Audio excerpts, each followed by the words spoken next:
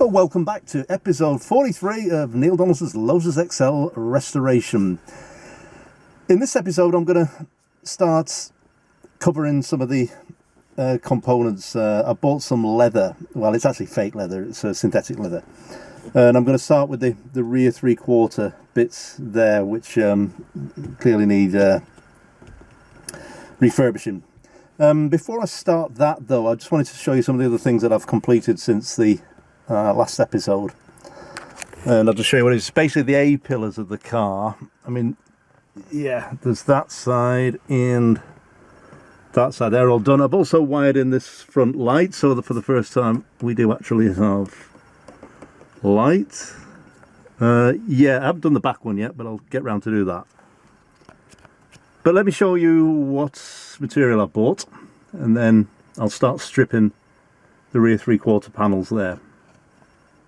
So I bought 10 meters in length of this material. It's like a synthetic leather, and it's quite soft, quite thin. It'll certainly do for the sides of the center console, dashboard, things like that.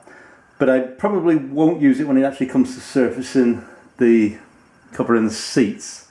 I think I'll use a more robust, perhaps even a proper leather when it comes to that. But yeah, I mean, I've got no idea how this is going to turn out. I read some of the reviews about it, and it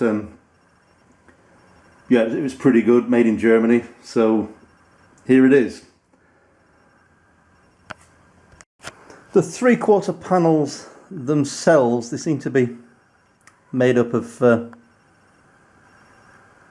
quite a few pieces of material. Actually, it seems to be there's one piece of material that runs sort of along the side and bottom of it there, and it's French seamed to another piece that runs sort of along there, obviously.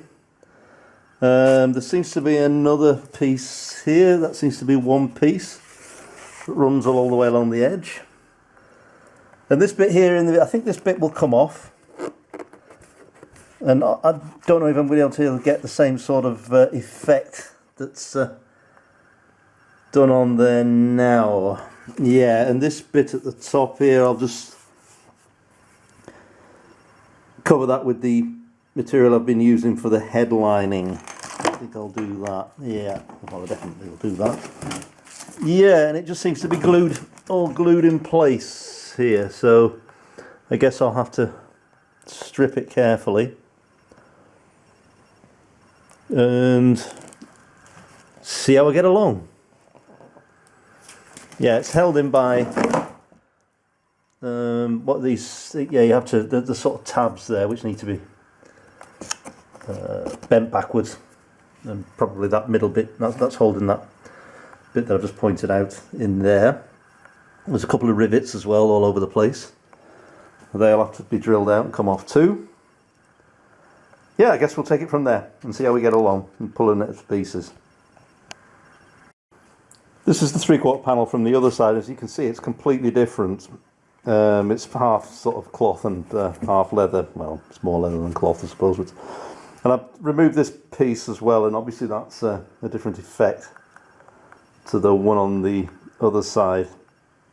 Yeah, it's just covered in a piece of cloth, but that's what it looks like. And I guess it'd be a question of covering it with a piece of leather. Yeah, I've also started removing it. There seems to be some foam underneath, which is what you'd expect. Hopefully I'll be able to keep most of the foam without damaging it. But I'll go to drill off some of the rivets now and separate the two pieces from each other. As I say, I'll drill out these holes here, 1, 2, 3, 4, 5, and I think there's some on the other side as well. Yeah, to take this bit off here, you just basically squeeze these tabs together and it pulls right off. The speaker here, which is a different speaker, it was the only speaker I had in the car actually when I bought it.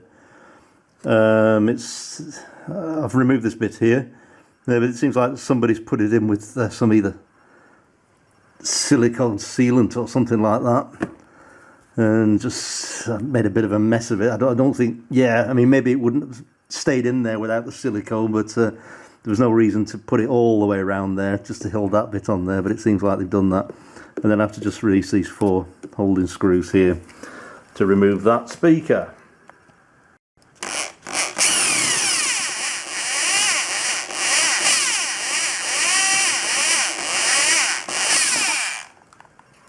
I've removed all the rivets now, and it's separated into two pieces, so I'll strip the pieces of leather off there and see if I can make some new stuff with the new leather. I've managed to remove all the leather and the fabric bits, and I'm just wondering at the moment now how I'm going to tackle this. I think what I'll do first is I'll tackle the smaller bits here. These bits, those two bits here, they're nice and simple. There's two seams in each bit, and the speaker sort of fits in the middle of those two pieces here. And then these pieces here, they don't require any sewing at all. Now I was thinking, shall I go with just plain similar to the fabric there, or shall I try and sort of get these wrinkled bits of leather in there? And I think what I'll do is, I mean, I've seen other Lotus Excels with full leather and they do look like that. So I will probably see if I can get that effect in there and do it that way. But what I'll do is, I mean, first of all, I've got to unstitch all this, which is going to be quite a tedious job. I think I'm going to require a Stanley knife and just unstitch all the seams here, and yeah, and use them as patterns. So that's what I'll get on with now before I start setting up the machine and doing some sewing.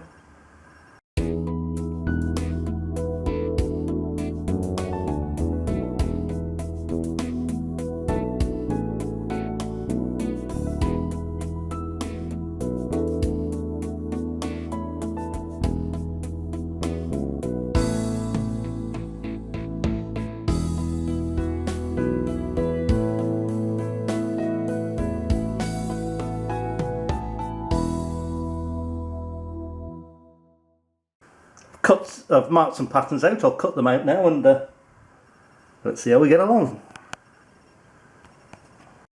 I've sewn the seams in place now, and it seems to be, yeah, I guess it's a question of gluing it in and trimming it off. Now, so I'll go and get the bit of plastic and see what I can do. So it's now just a question of gluing the seams at the back in here, and then slowly trimming it off so yeah, it all fits in place. That's what I'll do. I'll get the glue out now. Yeah, it still needs a bit of trimming, but it's as you can see, it's taking shape. So now the plan is to replicate what we see here on the left hand side with something similar on the right hand side. And I'll just do it bit by bit and step by step.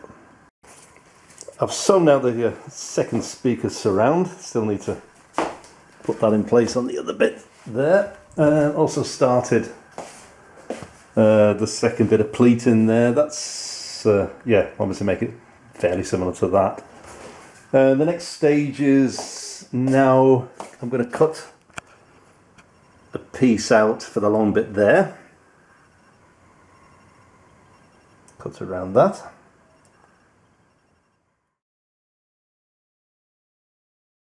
I'd just like to point a couple of things out here. I've tried this first, and it's the first attempt, and I have to say I've made a bit of a mess of it. As you can see here, the corners completely mangled. It's just not, to be honest with you, it's just not good enough. I'm probably going to do this again, this one. I've been watching a few videos online about how to do this, because it's a lot tougher than I thought it was, and I tried again with the side bit here. I'm very, very pleased with the way I've done this. Okay, the corners are not quite as tight as they are there, although that said, here this corner was quite tricky, but I'm very pleased with the result that's come out, and that will, I think, glue into place quite well. So I'm going to stick with that. yeah, and glue that one into place and then sort of trim it off a little bit, see how far we can get. The sun's kind of in the way now, but yeah. I think I'll show you a bit more video of how I've been doing stuff when I've come to do the other side as well.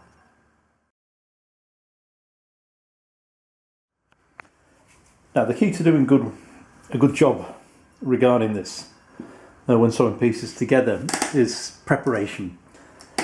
Now it's not guaranteed that you're going to do a good job with good preparation, but you're guaranteed to do a bad job if you don't prepare well.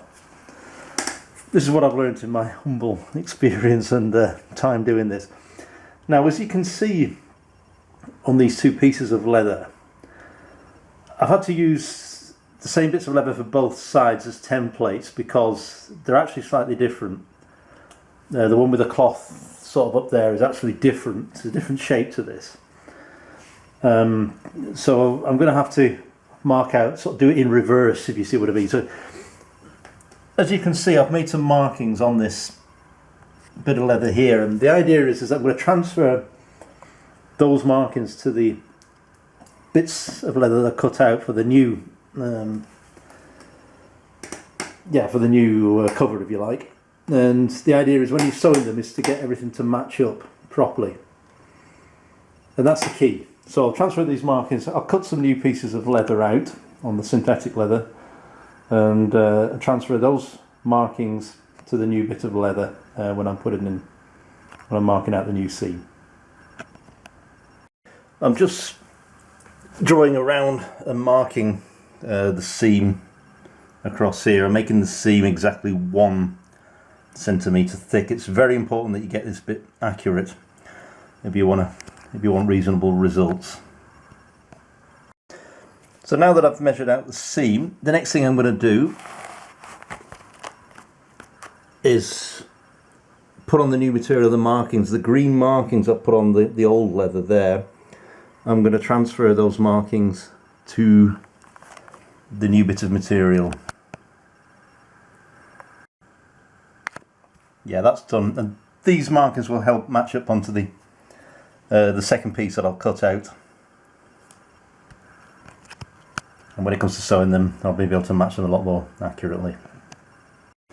So both pieces are now prepared. I'll tack them together and start sewing.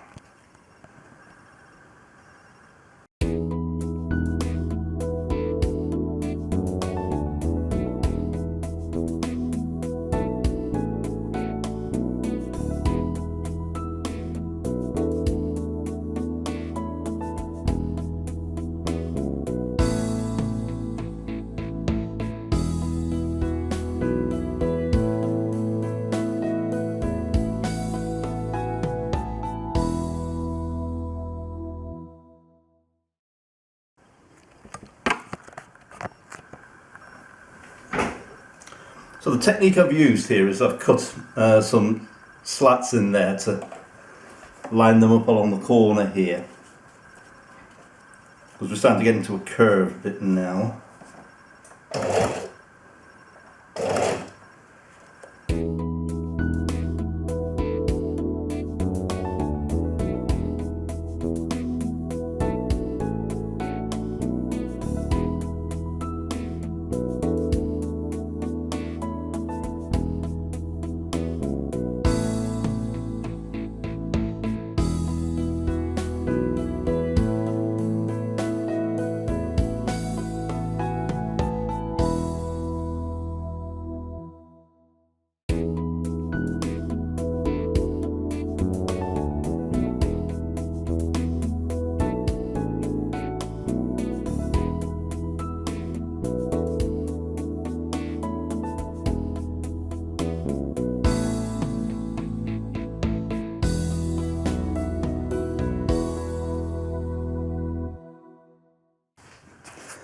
Yeah, I think that'll work quite well. We'll probably put a little bit more padding here in the corner. I mean, some of the foam I tore off anyway when I corrected it last time, so I'll put a bit more foam in there. But I think that should work quite well. So I'll trim the inside of the seam here off, and then start fitting it, put in a bit more foam in and start fitting it.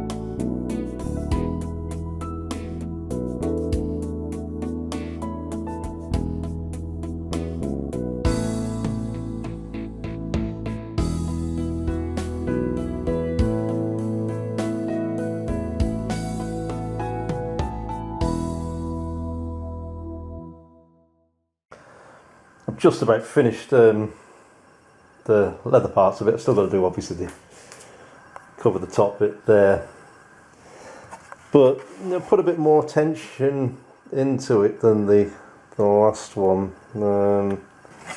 Yeah, it's not perfect again, but probably I can live with it.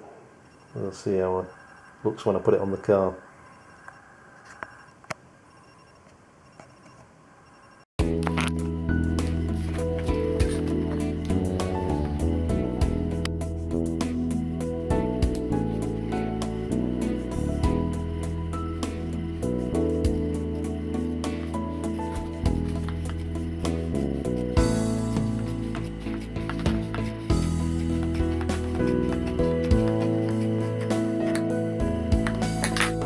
That's the second bit prepared. So I'll tack them together.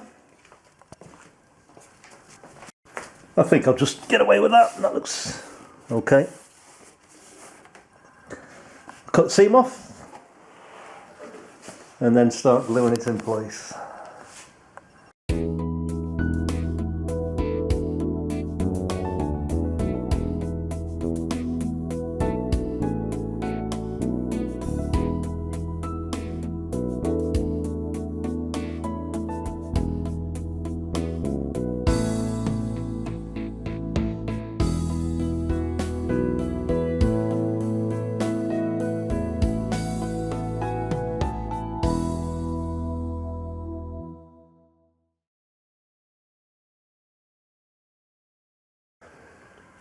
So I'm now going to concentrate on making the top bit that fits on top of the leather there, where the seat belts sort of mount.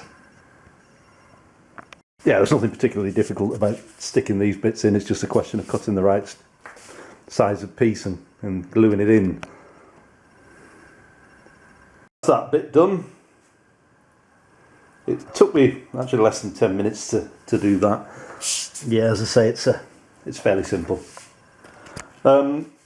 The next thing is I've decided I don't like these pieces at all. I'm going to strip the leather off this and just put it in plain. Maybe put a bit of foam underneath it as well.